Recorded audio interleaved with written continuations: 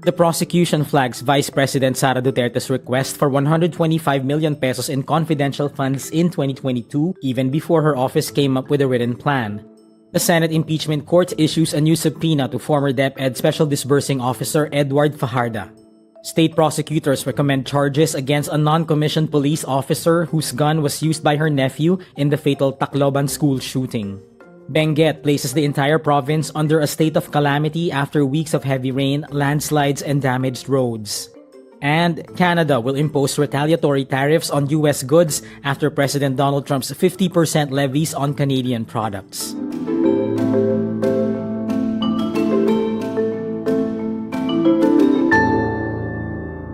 The prosecution flags Vice President Sara Duterte's request for 125 million pesos in confidential funds in 2022, even before her office came up with a written plan. OVP Assistant Chief of Staff Lemuel Ortonio confirms this during Private Prosecutor May Divina Gracia's direct examination.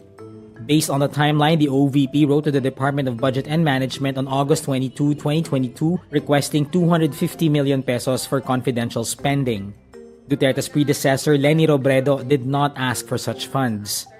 On September 15 that year, the DBM sought additional documents from the OVP, including a fiscal and financial plan, which Duterte wrote only on September 16. The OVP only submitted the additional documents on September 19, 2022, with half of 125 million pesos released by the DBM on December 13, 2022. The funds were encashed by the OVP in December 2022 and used up within 11 days. Hindi plano ang nagtakda ng halaga. Ang halaga ang nauna sa kahinabol ng plano.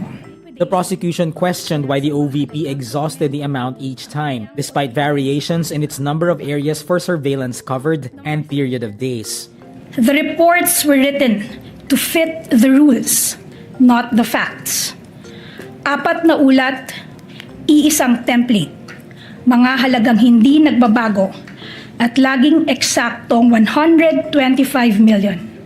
Not a peso more, not a centavo less. The hostile witness also claims Duterte was knowledgeable about her office's confidential fund activities. Based on my understanding, sir, and based on what I know, sir, yes, the Vice President knows about the confidential activities and how it is being implemented. Impeachment Presiding Officer Cheese Escudero says a new subpoena will be issued against former DepEd Special Disbursing Officer Edward Fajarda for its 112.5 million peso confidential funds in 2023.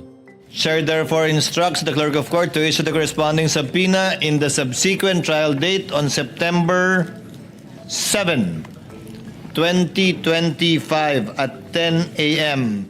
This after he completes his 2-week recommended bed rest following a stroke. The Senate Medical Bureau confirmed Fajarda suffered from a brain stroke and was advised to rest in bed for 2 weeks from August 20 to September 3. Escudero also instructs the Senate doctor to examine Fajarda and validate the medical findings. Prosecutors intend to present Fajarda as one of its witnesses for Article 1 of the Articles of Impeachment against Vice President Sara Duterte. Meantime, Duterte's defense team members say they have not decided on whether to bring Security Officer Colonel Raymond Lachica to the witness stand. Sa parte naman ng defense, titingnan natin kung sa tingin natin na integral para sa ating defense na maipresenta ang testigo, whether it's Colonel Lachica or kung sino man, we will make that decision after siguro mag-rest, no, yung prosecution as to each article. The Department of Justice confirms state prosecutors recommend charges against a non-commissioned police officer after her gun was used by her nephew in the fatal school shooting in Tacloban City. Tacloban City prosecutors are looking at reckless imprudence resulting in multiple homicide and physical injuries against Police Staff Sergeant Arle Ray Paciencia. The DOJ says prosecutors are set to file the corresponding information with the family court at the Tacloban Regional Trial Court. The agency says the recommendation follows the preliminary investigation conducted on the complaint filed by parents and students of San Jose National High School. 2 minors aged 14 and 15 were arrested after they opened fire inside the school premises on June 22, killing 3 students and injuring 20 others. Paciencia is the aunt of the 14-year-old minor, with both minors now in the custody of the Regional Rehabilitation Center for the Youth in Tanawan, Leyte. Paciencia was relieved from duty amid an investigation into the school shooting. Meantime, medical groups push to postpone the Department of Education's nationwide active shooter drill, initially set for Tuesday, August 25, and urges for assessments and adopt discussion-based activities instead. The Philippine Psychiatric Association, the Philippine Society for Child and Adolescent Psychiatry, and the Philippine Pediatric Society warn there is currently no evidence showing that simulations prevent attacks from happening. The groups note, exercise could only expose students to hyper-realistic scenarios of violence and cause lasting psychological harm. The Benguet provincial government places the entire province under a state of calamity. This after weeks of heavy rain, landslides, and damaged roads pushed losses past 1 billion pesos. Around 40,000 people or 13,000 families were affected, with significant losses in infrastructure and agriculture. Roads and bridges accounted for the biggest share of infrastructure losses at 708 million pesos. Agricultural losses include around 318 million pesos in crops and agricultural facilities. The prolonged severe weather triggered landslides and soil collapses, damaged roads and other public infrastructure, and caused substantial agricultural losses across the province.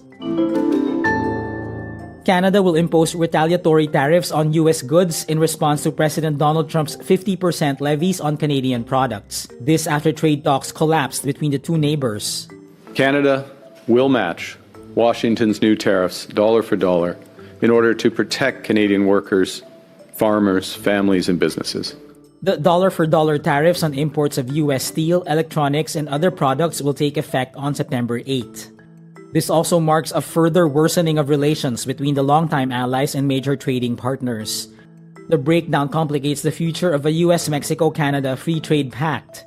Trump had expressed hope that a deal with Canada could happen on Friday, but Carney says the U.S. administration's last-minute demands halted progress. And that's today's wrap. I'm JC Gotinga. Thank you for watching. Click the link below for the full story. For more updates, download the wRap.